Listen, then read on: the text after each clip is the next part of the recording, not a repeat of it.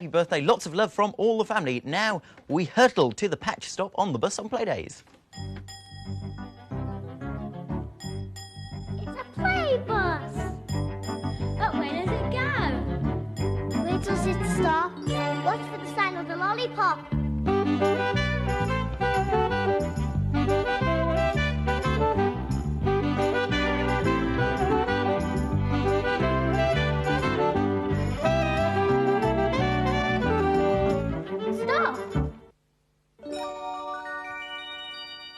It's the patch stop. With Peggy Patch. Peggy Patch is out today to find a patch to stop and play. Where will it be? Who will she meet? Perhaps she stopped at the end of your street.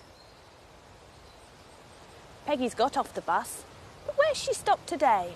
Can you guess? I'll give you some clues.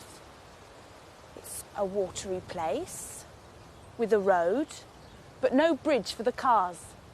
Can you guess where she is?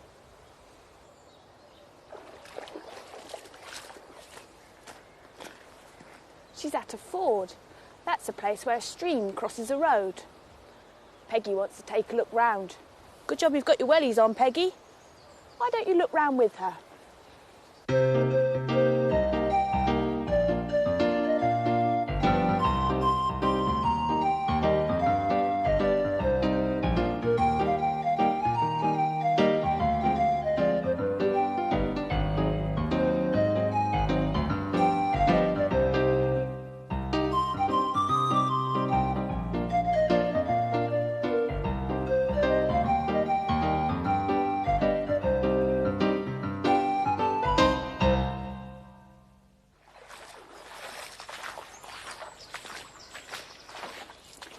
The stream comes from up there and goes down there into the trees. And the road goes through the middle. Which do you think came first? The stream or the road? Because not many cars use this road, they didn't bother to build a bridge. But how do you think people get across if they haven't got their Wellington boots on? There's a footbridge for people. And underneath, there's a barrier, and that stops the large pieces of wood from floating further downstream. Otherwise, they might stop on the road and be dangerous for cars. There are plenty of plants growing by the ford. Look, bluebells. Hello, Daisy. You often find bluebells in a wood. Sometimes there are so many, it can look like a carpet of blue. Look. This white flower is known as a shirt button. I wonder why that is. And this white flower is the hawthorn, or may, but some people call it cuckoo's bread and cheese because cuckoos like it. Cuckoos are naughty birds because they lay their eggs in another bird's nest. But you know it's springtime when you can hear the cuckoo. Cuckoo, cuckoo. Can you hear one? All I can hear is the wind in the trees. Oh, what's that? I think I can hear something coming to the ford. Come on, Daisy, come on.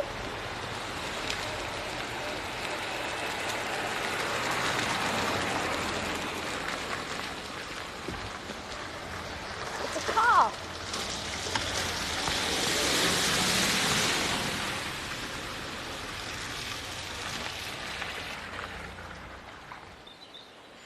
Peggy Patch has caught a creature to say hello to. Say hello to this creature. A creature with a hungry mouth, a tail you can see through, who wriggles a lot and grows into a frog. It's a tadpole. Tadpoles like still water, like a pond or the arm of a stream. They grow into frogs or toads. Peggy's got lots of tadpoles. Can you see them wriggling about?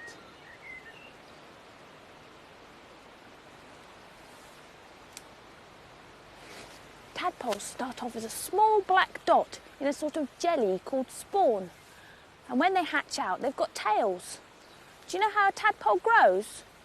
Well, it eats the jelly to make it grow big, and then first of all it grows its back legs, and then its front legs, and then goes to live on land where it loses its tail. And then it becomes a croaking and hopping frog, or toad.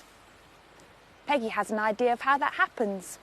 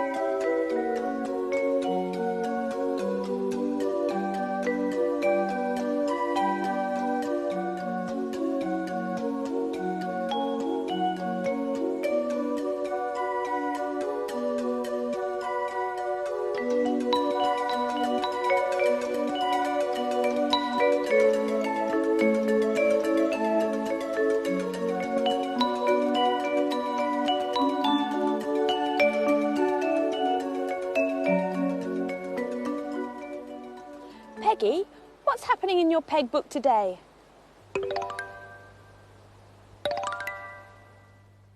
Down on Broom Common, there's someone very bright. When people make a mess of things, he always puts it right. His plans are most ingenious, they cause a good few shocks. Who is it? Fernando the Fox. This is an emergency, Fernando the Fox said to his friend Jerry the Jay. They were hiding in some bushes, watching a bulldozer push trees, bracken, bushes, earth, everything in its path. That machine is making a road. A road? Jerry squawked. Across our common? We must stop it. What are you going to do? I'm going to think up my cleverest plan to date. Yes. You ask all the birds, I'll talk to the squirrels, hedgehogs and insects. We need everyone's help. Next day, when the men came to work, they found their bulldozer covered in caterpillars, slugs and snails. Here, Sid, called the man with the ginger hair. His name was Tom. We've got a plague of insects. I can't get into the cab. Well, pull them off then. Not likely. They give me the abjabs. If I see a slug in the garden, I call the wife. Sid bravely started to pry his caterpillars off the bulldozer one by one. Ouch! They sting! He just got hold of a large, furry one. Told you not to touch them. Tom was unsympathetic. Anyhow, the way you're going on, it will take a month of Sundays. Why don't you hose them off? And where am I going to find a tap in the middle of Broom Common? In the end, they decided to go and have a good, long lunch. It was a very, very long lunch. Even so, when they had swallowed their last bite of treacle tart, they still had no answer to the problem. We could phone the zoo and ask if they would lend us an anteater, Tom suggested. Don't be stupid, Sid replied. All right, have you got a better idea? Yes, we'll go home. Round one to us. Fernando grinned when the men didn't return. Next morning, to Tom and Sid's relief, every slug, snail and caterpillar had gone. So they got into their bulldozer, started up the engine, and then the birds arrived. Flocks and flocks of them. The starlings came first, flying straight across the windscreen, blocking the men's view. Caterpillars yesterday, birds today. There's a jinx on this job, grumbled Tom. Well, they can't keep it up for long, said Sid. But they did. When the starlings had got tired, the blackbirds took over. Then Jerry led the jays, magpies and rooks. Next came the pigeons, the thrushes, and then the great tits, blue tits, robins and wrens, and all were crying, "We won't let you destroy the trees and bushes where we nest." Of course, Tom and Sid couldn't understand. All they knew was that they had lost another day's work, and their boss would not be pleased when they told him about plagues of caterpillars or attacking birds. Second round to us, said Fernando, positively smirking. He thanked the birds, then called the squirrels, mice and hedgehogs. Tonight, he said, it's our turn. Sid and Tom were in no hurry to get to work next day, and just as they had feared, they met another disaster. Their tyres were in tatters. The squirrels, mice and hedgehogs, led by Fernando himself, had gnawed them to shreds overnight. What are we going to tell the boss? Asked Tom. Their boss, Mr. Bash, went purple in the face. Caterpillars? Animals gnawing tyres? Are you trying to make a monkey out of me? At that moment, the phone rang, and it was the Minister of Transport. Hello, Bash. What's the progress on our motorway? Not much, I'm afraid, Minister. Due to, animal interference. We've only managed to clear a few yards. The Minister was very angry. Do you realise this motorway is costing £1 million a week to build, and now you're telling me that it is costing me £1 million not to build? What's more, my desk is heaped high with letters and petitions against the scheme. Right, the motorway is cancelled. All the animals watched the useless bulldozer being towed away. 3 cheers for Fernando, Jerry shrieked. We've won! And every bird, animal and insect, down to the smallest slug, joined in. Hurrah! Hurrah! Hurrah! Hurrah! Hurrah! Hurrah! Hurrah for Fernando! Probably lots of insects, Yeah. like caterpillars and... Dragonflies. What else might be hiding? What would be hiding in the long grass? Crickets, rabbits, some larvae. Oh, yes, could be. What about, what might be hiding in the trees? Squirrels. It could be, couldn't it? Where was Peggy hiding then? Because I lost her. She might be hiding in the grass. Should we go and say hello to her then?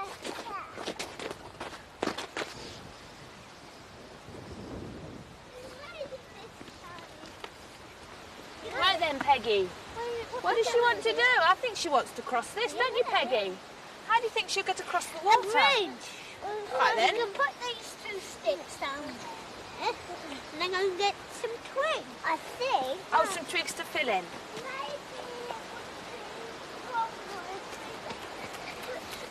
Put them across. I hope Peggy doesn't like falling in muck. No, she doesn't want to fall in there, shall I? Oh, look, there's a twig. Oh, dear. That twig can go there. Oh.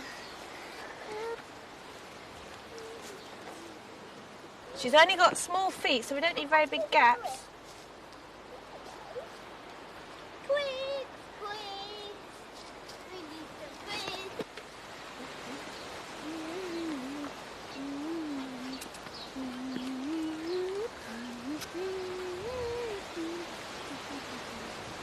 My thick ones. Oh, yes. I'll put them down. That's it. So she doesn't fall over there. Keep them safe inside of me. There's a big gap there. Oh, dear.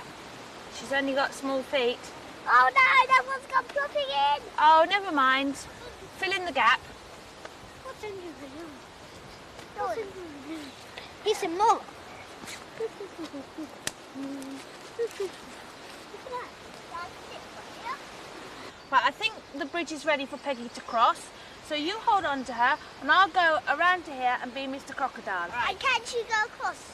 Yes. Please, Mr. Crocodile, may we cross the water to see your lovely daughter floating on the water like a cup and saucer. Only if you're dressed in red.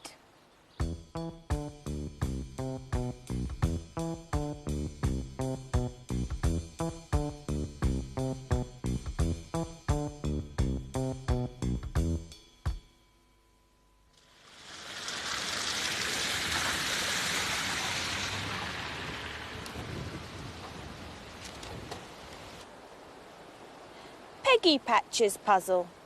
Peggy's expecting quite a lot of different things to cross the ford. Do you know what they are?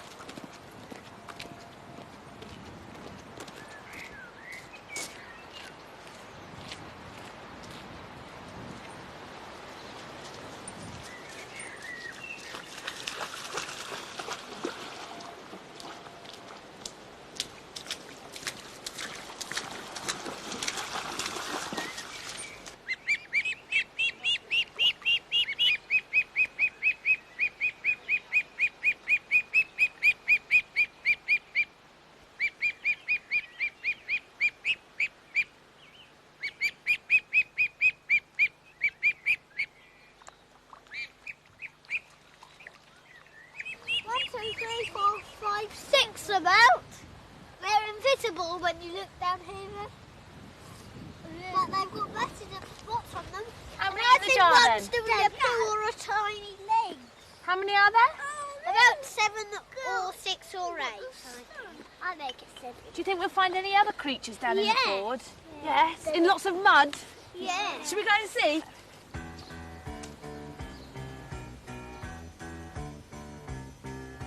Mud hunt. Mud hunt. Mud hunt. Everyone's off on a mud hunt. What makes mud? Water with earth or sand. Where's it found? Anywhere on the land. Mud hunt. Mud hunt. Mud hunt. Everyone's off on a mud hunt. Sun can bake it hard and brown. Soon gets sloshy when the rain comes down. Mud hunt. Mud hunt. Mud hunt. Have you got it again? I've got some mud. This is a good spot. All right. I had a tiny round creature.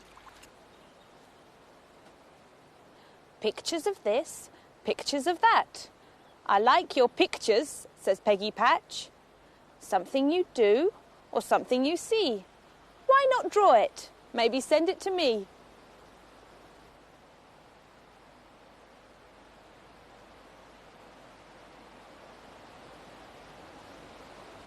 Here comes the car, into the ford.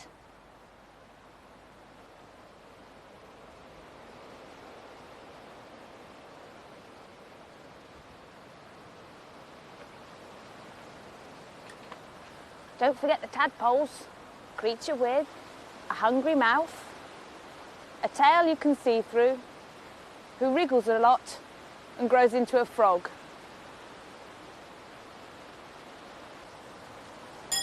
Oh, the bus is here. I better tell Peggy. Peggy, don't get too wet. You've got to get on the bus. Peggy's off to find us another patch for next week. See you there.